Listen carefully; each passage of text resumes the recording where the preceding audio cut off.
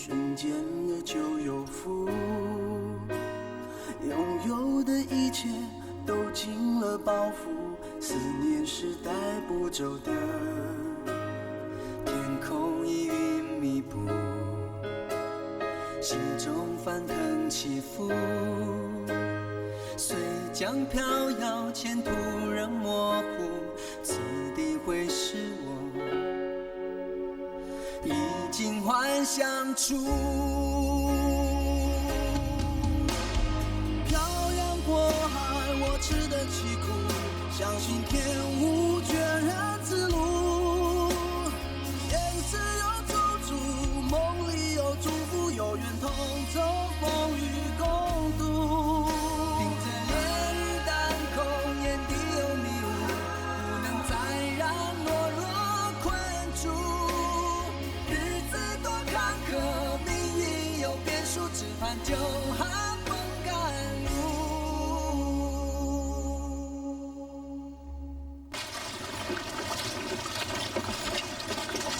哦，你看那些人做工做得全身黑漆漆的，人家说南洋遍地黄金，我看乌金才对。管他乌金黄金，能来到南洋已经好了。记得你在台上说过，打仗你给人家打死，往后的日子一定会好过的。是啊，好日子就快来了。船上的人都说，无亲无家假塞多，无亲无家的假白塞沟。我们在南洋一个人都不认识，现在不知道要上哪去。真可惜，我把六哥给我的地址丢了。不过无论如何，我们都要找个地方住下来，然后再找工作。走吧。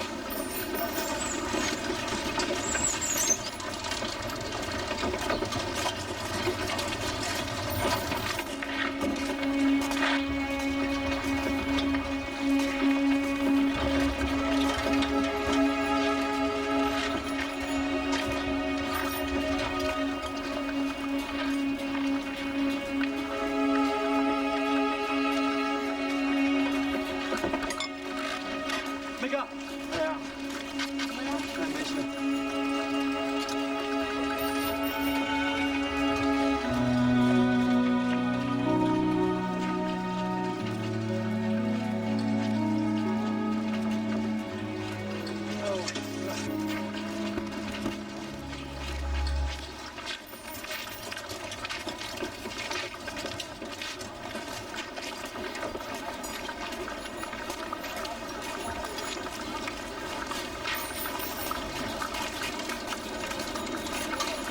这里人生地不熟，你要到哪里找你红豆啊？我告诉过他，来到石楼坡先去福建会馆，去那边问问吧。那就快点吧。三寸金莲四寸甲。这位大哥，请问这里有没有一个叫李金蛇的？你是谁啊？找他干什么？哦，找他有点事情。到下面去找他吧。他在楼下。哎，谁跟你说他到楼下去啊？他到地府去了，他回潭山去卖咸鸭蛋啦。他死了。嗯，那有没有一个叫红豆的？他是从福建来的，曾经来过这里找他的。什么红豆绿豆的？没有没有。不过会馆的那个李先生说他来这里的。哎呀，你这个人够烦的。有又怎么样？有。那他人就在这里了啊？谁跟你说住在这里啊？他们全都死光了。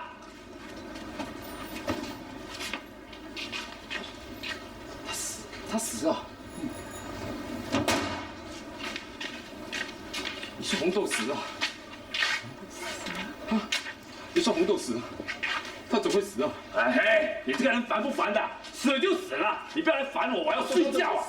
哎，姐姐，有没有问清楚是不是你要找的那个红豆？也许不是同一个人呢。问清楚。啊！我说红豆死了。哎，你这个人够烦的！我跟你说，死就是死了。红豆死了？谁死了？一定是你刚才说谁死了？哎呀，他们要找金蛇。哎，金蛇不就是老早就死了吗？哎，那求求你，这位大哥，告诉我红豆怎么死的？谁说红豆死了？哎，你这个王八蛋，好玩为什么说红豆死了啊？本来的嘛，一个女人在外面风大雨大的，不饿死也会病死的嘛！啊！你他妈的胡说八道，没一句好话的。哎，别听他们说，红豆好好的没事，只不过现在不住这里了。他不住在这里。哎，那这位大哥，他去哪里了？他呀，我们也不知道啊。不知道。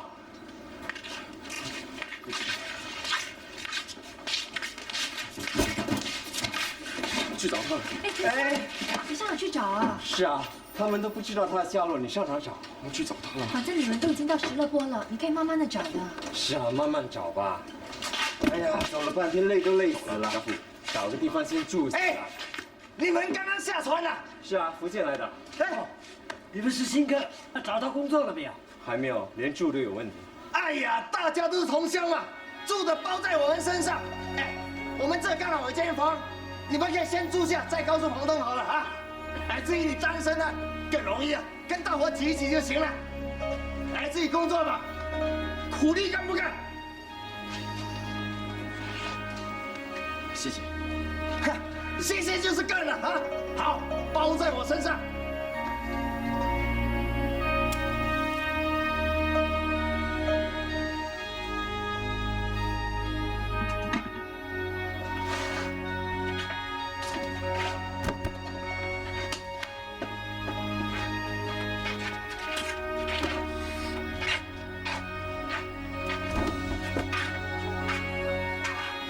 多谢阿巴阿姆保佑，我们已经平安到了石勒坡，一到也找到落脚的地方，家父也找到了份工作。这床怎么这么硬啊？还有股味道，也不知道有没有臭虫。你就别嫌了，总比在床上的好啊。哎呀，那倒是，在这床上我吐了好几天呢，还是这安稳啊。快去拜拜阿巴和阿姆吧。哦。阿巴阿姆多多保佑啊！阿姆，你说我是含着金钥匙出世的，希望来到南洋可以发达，衣锦还乡，回去把茶山给买回来，多多保佑。还有啊，保佑阿菊跟孩子母子平安，多多保佑，多多保佑。哎呀，阿菊啊，以后啊，我一定要让孩子过好日子的，啊，听到了没有，我的宝贝儿啊？以后啊，我把茶山买回来，你就可以做大少爷了。哎，你知道啊，当时红豆竟然拿了一把菜刀，要去对付那个杀死蛇哥的流氓。后来，他连眉头都不皱一下。以他的胆识啊，害怕在外头不能过日子。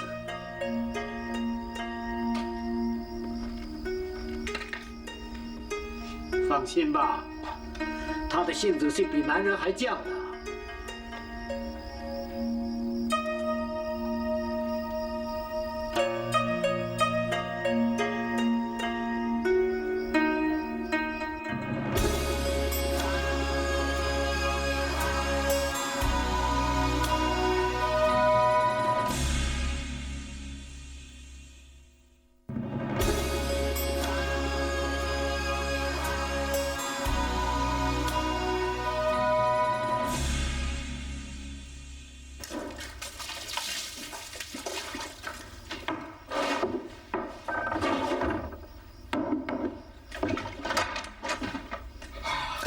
冲凉了，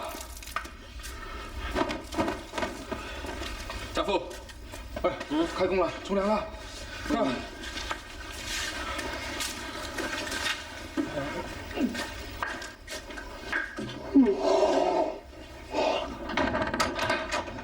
七早八早的冲什么凉啊？也不怕冷啊？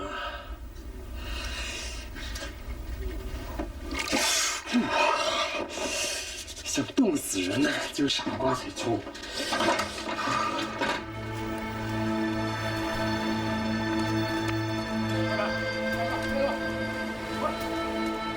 啊，热死人了！谁叫你不冲凉啊？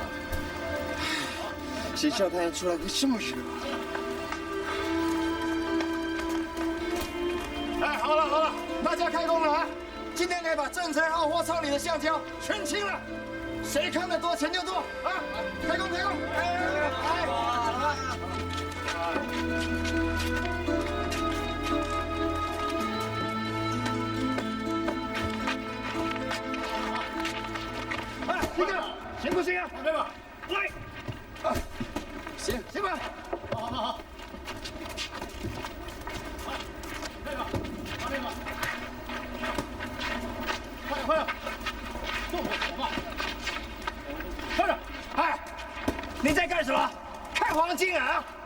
看了半天，连货都没扛。这要怎么扛？哎，蹲下，我帮你。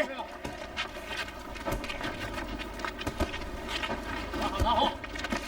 啊，都稳了。行，哎，快点，行不行了？这么重吗？来。快点。不行了！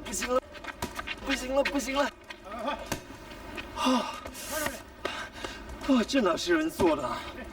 不做了。快！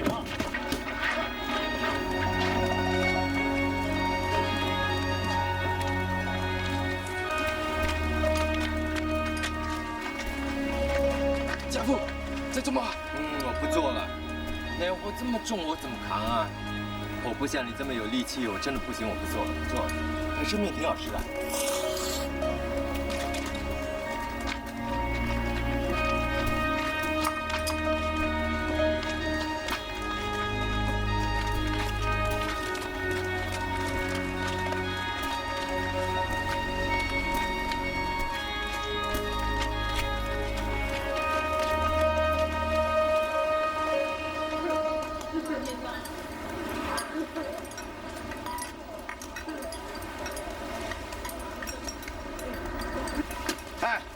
那个新哥呢？怎么不见他来吃饭的？新哥，吃饭了。行了，就来了。到谁了？好，来，好不好？喂，年轻人，吃饱了就休息一下，还赶着去哪里呀？看货。这家伙不知道死字是怎么写的，以为这里是铁打的。一个人做多少赚多少嘛，最怕是没命赚啊！继续。对的。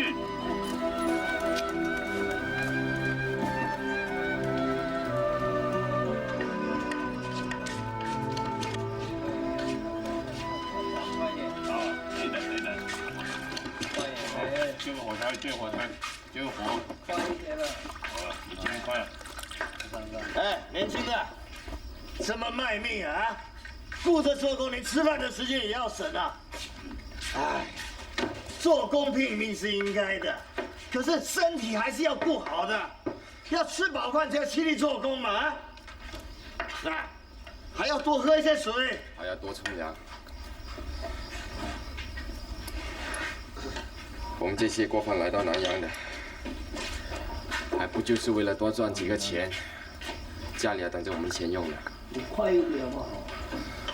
是啊，我刚来这里的时候也是这样想，想多赚几个钱。可是现在呢，还不是一样，一个月啊就只能赚6、7块苦力钱，道理啊，还弄得一身的病。老实讲了，有几个能像陈家庚这样？哎，你知道陈家庚是谁吗？我在乡下听那些过番的说，他是这里最有钱的华侨，把很多钱都寄回乡下办学校，帮助穷人家。是，他是一个很伟大的人。对呀，陈家庚这个人好啊，当年他来的时候，南洋的橡胶制造业主要集中在当时被人称为石勒坡的新加坡，而橡胶制品的年产量就大约占全世界总产量的1半，其中规模最大的制胶厂就有郑成峰、县城和陈家庚的千亿。当年协助陈家庚管理千亿的，就是已经被他招为女婿的李光启。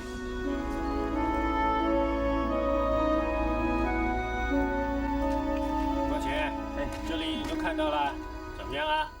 很不错，这样子吧，我们千亿就下定金把这个家园买下来。好啊，可是价钱方面，价钱？上回我们不是已经谈好了吗？不一样了。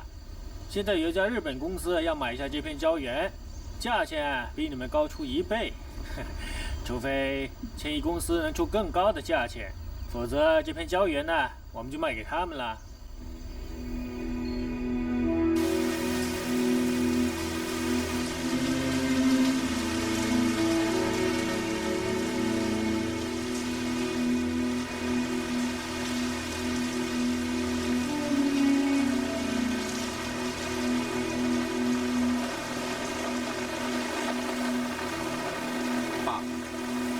在由日本人办的橡胶制造厂已经有400多家了。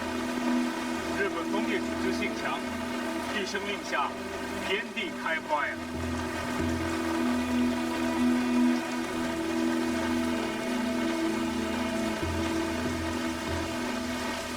喂，手脚快一点啊！哎呀，唐叔，怎么可以让你搬呢？没事吧？60啊，看来我真的是老了。我以前扛你的时候啊，来来回回走了好几趟都没事，现在扛点东西都气喘喘的，看来不认老都不行了。老爸，60。啊，你来了正好，我正想找你。你怎么了？一见到我就好像要打人似的。是，我就是要打你。我问你，这么多胶片蹲在货仓里，你打算拖到什么时候才肯出货？怎么了？喂，现在不能出货，胶价实在太低了。真是岂有此理！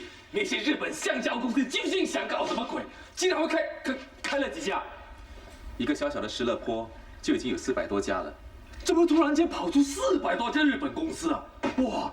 加上英国和美国公司，交价不跌才怪，真是岂有此理，搞得大家都没饭吃啊！60，别这么冲动，来来来，坐下坐下。这美国和英国，我倒是不担心，倒是这个日本公司的野心呐。哎，日本公司有实力又怎么样？早晚给我们轰出去啊！这日本人可没那么简单啊。那。我讲一个故事给你们听。几十年前，英国的棉纺业是最发达的，有一家叫布拉泽公司的纺织品，更是畅销全世界。他们的纺织技术是高度的机密，是绝不会向外泄露的。那么有一天，这家英国公司附近呢开了一家日本餐馆，所煮的饭菜又好吃又便宜。那么所有的员工啊，不管是经理级的还是跑腿的，都过去那边吃饭，而餐馆也给那些高级职员特别的折扣，大家相处的就好像老朋友。那么久而久之，他们就建立起这个深厚的友情了。那么就这样过了3年，这有一天呢，这间日本餐馆忽然着起火来，还烧死1名厨师嘛。这些日本人在走投无路之际，只好要求布拉泽公司的高级职员请求他们介绍工作，以便赚取这个路费回过去。那些工程师啊，早就把他们当成好朋友了，也就好心的安排他们到厂里边去工作。就这样，又过了3年。可说也奇怪，这些日本人竟然在一夜之间全部都不见了。你们知道他们上哪去吗？过没多久，英国公司发现他们的纺织品竟然在国际市场上被日本的纺织品给取代了。经过调查之后，才发现出产这些产品的日本公司所聘用的员工，却原来就是那批日本餐馆的人了。他们其实是日本一流的纺织专家，餐馆那场大火是他们自己干的，被烧死的厨师也是自愿的，所用的是苦肉计呀。日本人为了达到目的，可以不顾一切牺牲，所以你们想想看，这日本人的专营能力有多可怕呀！日本人虽然厉害，我们也不能坐以待毙的。爸，我计划去联络几位主要的本地胶商，和他们共同进退，统一牌价，把橡胶的价钱稳定下来。对。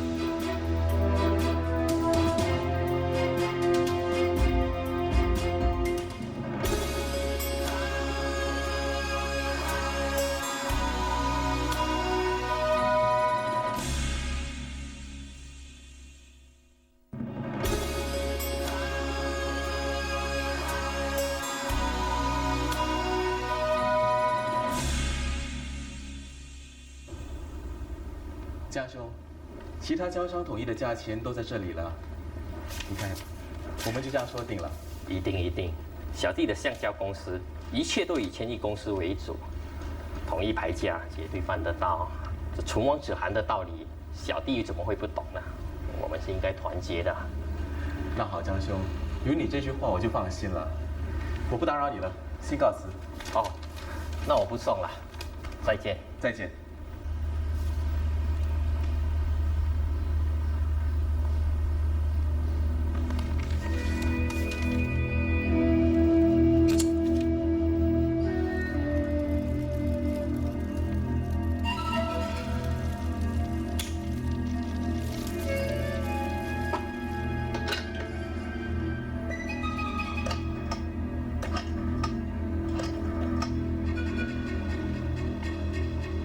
喂，山本先生，刚才千亿公司的李光前来过。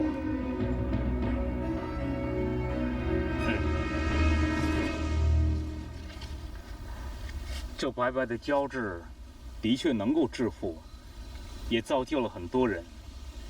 现在每个人都种橡胶，我反而是亏了钱了。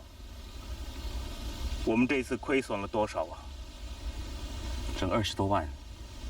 爸，这次亏钱主要是因为有人没有遵守约定，不根据统一牌价出货。我知道，很多人都说我们华人就像一盘散沙，难以团结。现在看起来这句话果然不错。爸，你放心，我保证一定把亏掉的钱赚回来。哎，做生意嘛，有赚就有亏，这也是平常事。只是厦门大学刚开办，集美学校又初具规模，正是要用钱的时候。哦，对了，我们这里还可以挪出多少钱呢？这个，我知道，教育是立国之本。中国文盲多，国家就很难富强起来。要给年轻人受教育，才会像这些胶树一样，长得又高又壮。这样吧，我们这里能挪多少就多少，其余的我再去向其他商家募捐吧。光泉，哎，金老板，你好。哎，对不起，来迟了。来了就好。哎，今天不是陈家庚请客吗？怎么没见主人呢？哦，哎，欧老板，你也来了。你好，郑老板。哎，你好。对不起各位，我岳父呢有一些事情耽搁了，请大家先入席，先用餐吧。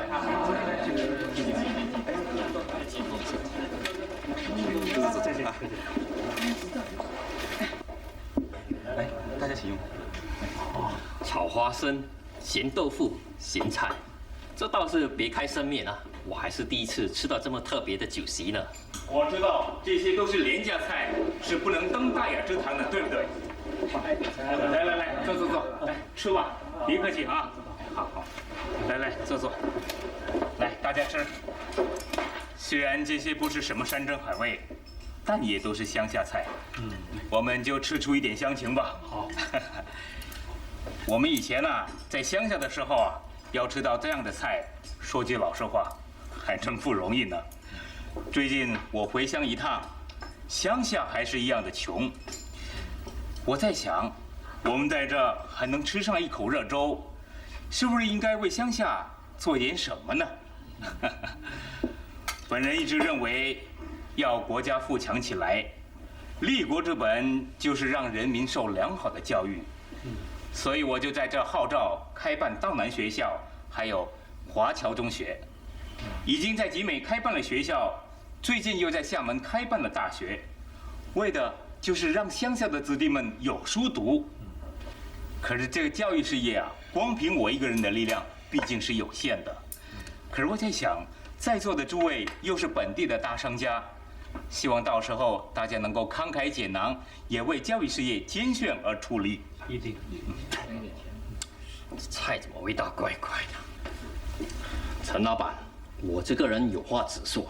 我呢，平生除了割头难，捐钱最难了。更何况胶价大跌，我亏了大本，哪有钱做什么教育大业的呢？真是惭愧。各位，对不起，我也是先走了。慢着，这胶价跌的确是让很多人都亏了大钱，但我想，还轮不到你江夺吧？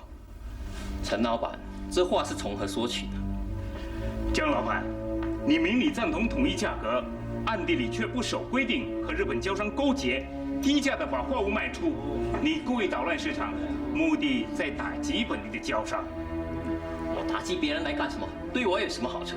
好处就是等到所有的交商都倒闭之后，到时候你就可以和日本交商联合起来垄断本地的橡胶市场。你这种下三滥的伎俩是逃不过我眼睛的。陈家根，你胡说什么？江老板，我今天请你来，你若是肯为教育事业捐点钱，那我算你这个人还有点良心。但是现在看起来，你连这点良知都没有了。总之，你陈家根办学校，还不是为了沽名钓誉，好让那些穷鬼记得你们，记得你的大名？江夺，你说话不要太过分了。我岳父办教育，从来没有要求任何人对他感激一丝一毫，甚至有人提议用他的名字来为学校、为礼堂命名，甚至为他立塑像、建纪念堂，他都一律拒绝的。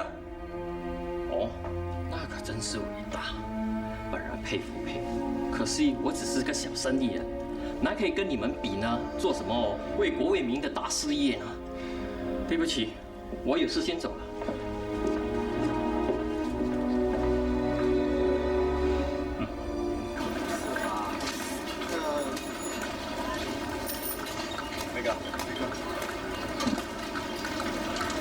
通知其他人，不准让工人扛陈家根的货，知道吗？陈家根他是个大商家，跟英国人很有交情的。那个，我们这么做会不会有问题啊？怎么？你认为会有问题吗？没问题。快来做工了！这老家伙没用的东西，看你要死不活的样，是不是想当然？要死拉完地车再死吗？你们都一样啊，都是没用的东西，快点！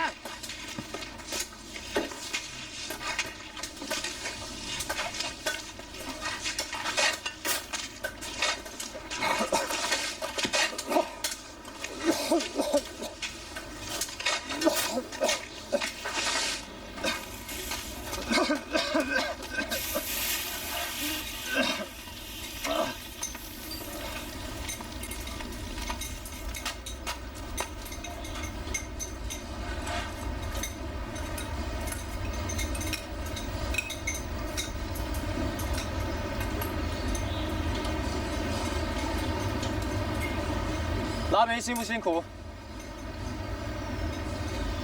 新来的，哪来的？福建。福建，我也是。什么时候到的？1个多月了。那算是新客了。拉煤脏兮兮的，怎么会想到来拉煤的？混口饭吃。我当年过饭的时候也是这么想的。我告诉你，我也在这里拉过煤的。可是后来我想想，难道就这样拉一辈子的煤吗？整天黑不溜秋的，说不定有哪一天我死了，都没有人认得是我。难道你就想一辈子这么过吗？就算多脏，我也是靠我双手的，起码不会伤天害理。对，总比拿刀子砍人的好。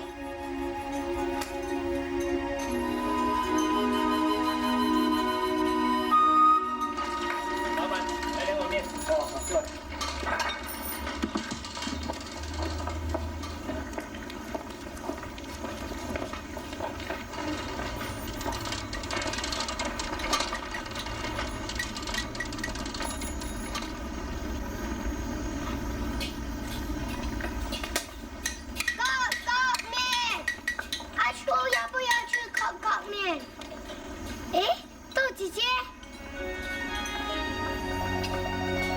姐，我找到了工作，卖烤面。烤面收完。哦。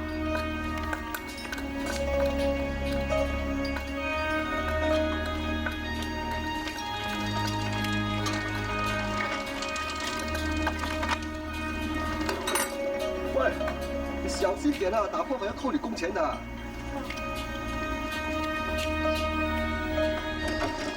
姐姐，你吃，给你吃。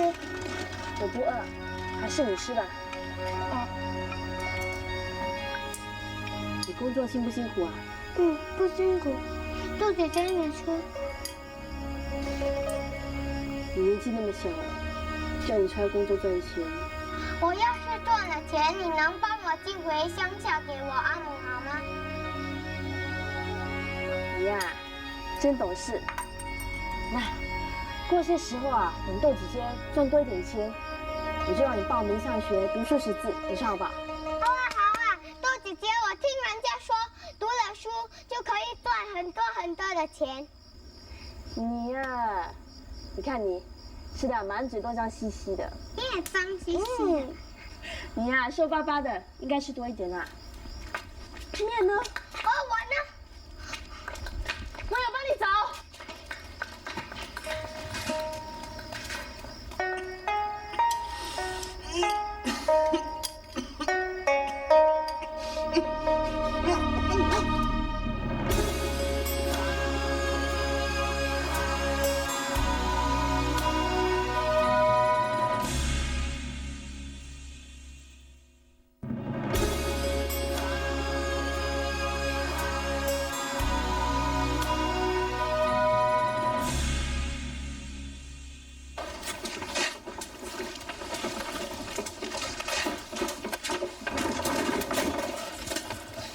怎么样了？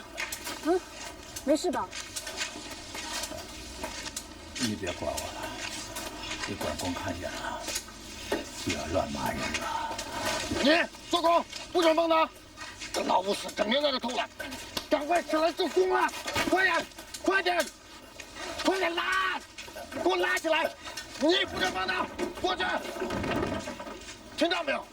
这老不死整天在这偷懒，来，光梅，快点，快点拉，快点！看什么？给他做工了！再偷懒，明天不要来了。快来做工了！怎么样？没事。陈波，陈波，陈波怎么样了？陈波，来人啊！救命啊！有人出事了！救人呐！来人呐！陈波，帮我，我有1个月的工钱在海口那儿，帮我把钱寄回乡下，一定要寄到乡下去，一定要。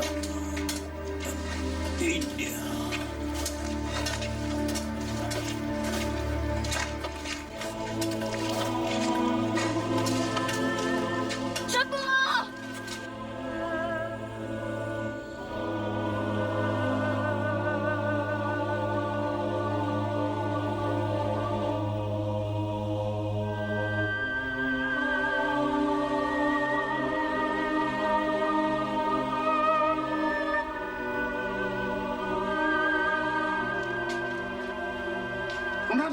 总看，一个一个不用开工啊！死人有什么好看的？破稀全丢进后巷，政府私人会派人来收。赶快开工！啊！我叫你们开工没有听到？赶快开工！黑狗，陈柏霖死前告诉我，他有1个月工钱在那儿，他托我把钱寄回乡下去，请你把钱算好，帮他寄回乡吧。什么？1个月工钱？他还欠我钱还没还呢！这里有谁不知道？陈伯一向不赌钱，不抽鸦片，省吃俭用的，怎么可能欠你钱呢？他赚的每1分钱都是寄人乡下去的。我知道了，你呀，连死人的钱都想赚，是不是？谁欠谁的钱都不关你们的屁事啊！赶快开工啊！谁敢向我要钱，明天就不用开工了。谁想成英雄，谁敢向我要钱，开工！把陈伯钱交出来，给呀！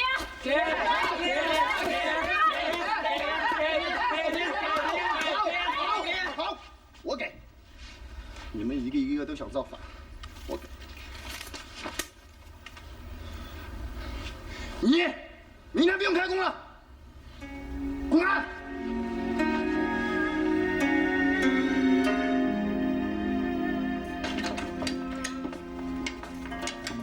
回家。哦，这是你这几天的工钱，明天不用拉煤了。知道了。明天早点来啊！你给我好好的看住这些工人，尤其是这个阿发，他借了不少钱，你给我盯着他，下个月扣除他的工钱。头家这。哦，从明天开始，你代替黑狗做管工了。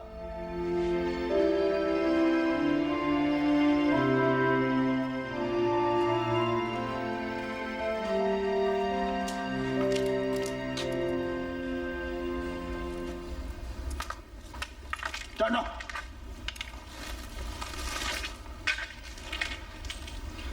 你有种，别以为有人替你撑腰我就怕你。走着瞧！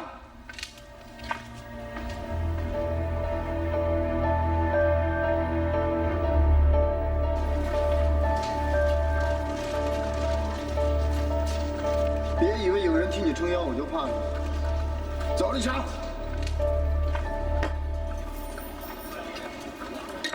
喂，老板，我可没叫肉啊。啊，不用钱的，有人请你吃。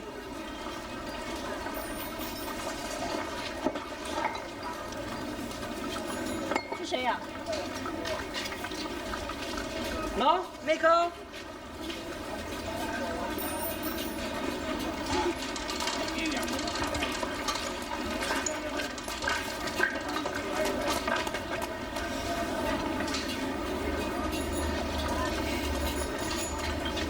我真的很佩服你，可以为了一个非亲非故的老工人，连自己的工作也不要了。这碗肉，我倒是真心想请你的。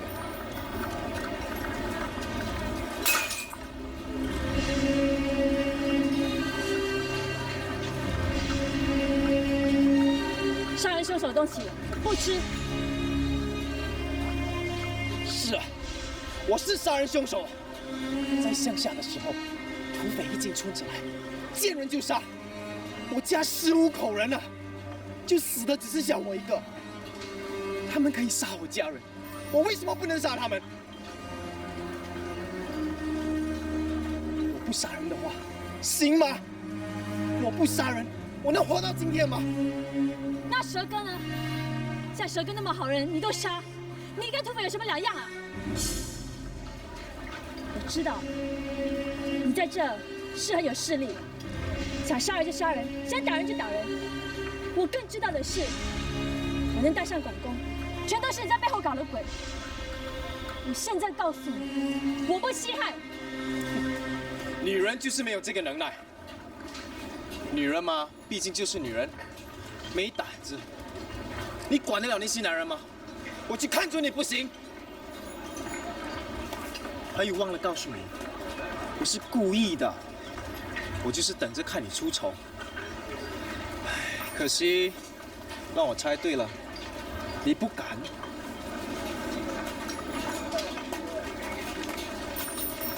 谁说女人做不到的？谁说我管不了那些男人的？我会做给你看。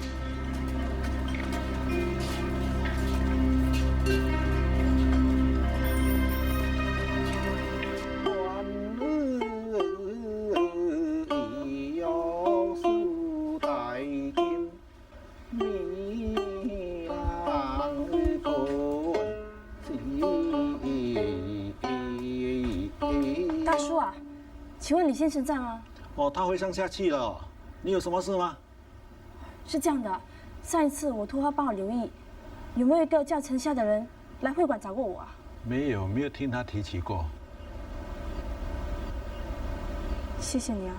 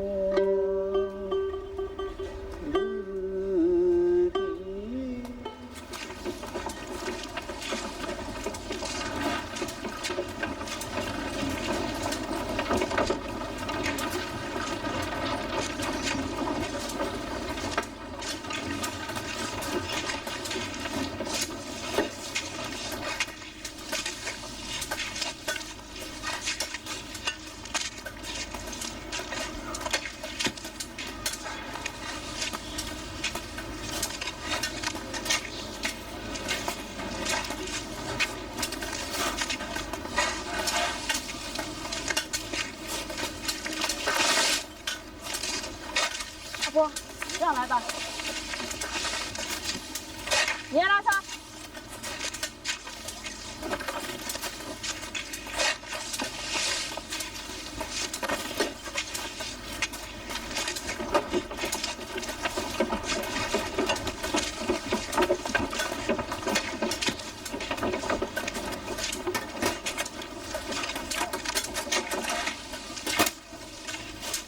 几天就当广工，就想还我们省省吧！你在干什么？抽烟呢。把它吸掉。有什么了不起？拿着鸡毛当令箭。你管我，我揍你，你敢管我？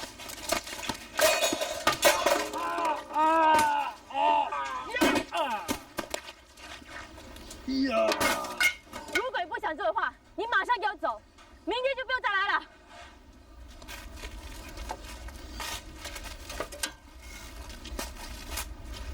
还看什么？